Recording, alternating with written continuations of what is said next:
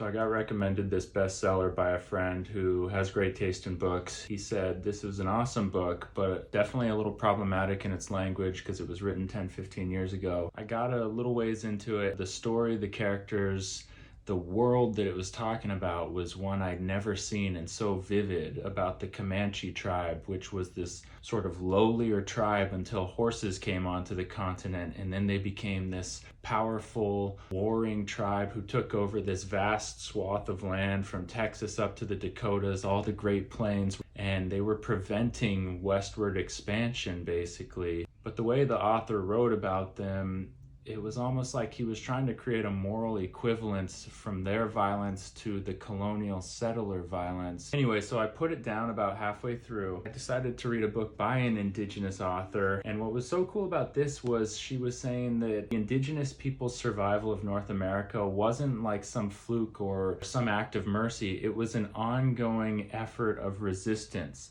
At every stop, Indigenous people found ways to survive, and they fought for their own survival. Even what they have today was because they fought for it, not because it was given to them. Also, there were flourishing societies in North America long before the Europeans came. And after the Europeans came, what gets lost in history is that the infrastructure of social life was already here. The trails became what we call our roads, the cities, the towns, the villages, the forests, the way nature was manicured for optimal survival was all because of native people. It wasn't like some marvel of engineering that came later. What also strikes me about reading these books is that the Wounded Knee Massacre was in 1893. That was the last time federal troops, in the spread of colonialism, committed wide-scale direct violence to native tribes. And my grandfather came from Russia in 1901.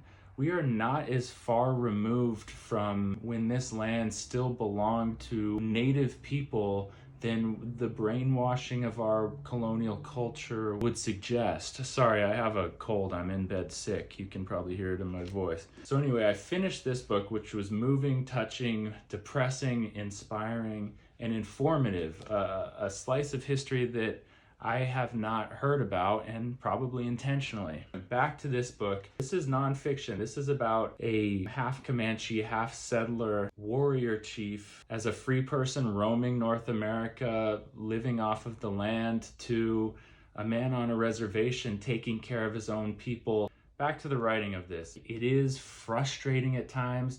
Like he'll say, oh, this woman was the first to navigate the Santa Fe Trail in 1850. And it's like, the first woman?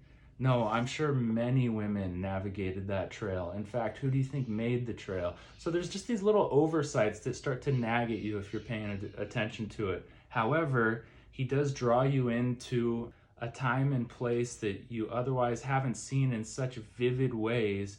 And while he gets lost in a lot of the Hollywood blockbuster violence, warring parts of the stories, he also does a really good job providing entrance into a time when the natural life was disintegrating, when the West was won for a certain people, but it died and was changed forever for another people, an original people who were here and who still are here. I think the more we come to understand why we're in the United States and how our conception began, I think the closer we could get to atoning for our sins. This is going to become a TV show or a movie by Taylor Sheridan, whatever. So it has that like real cinematic stuff. While flawed, I'm grateful for this author bringing me into the lives of some very significant people who I never would have heard from otherwise. And sometimes the writing is just piercingly gorgeous in this book. So pros and cons. I've never felt such a mixed bag with a book as I did with this one. And then this one I didn't read, but I was like, okay, I should get a book about the Comanche Empire by an Indigenous author. And in all my ignorance, and I saw this name and was like, okay, cool, an Indigenous author. Turns out the guy's from Finland.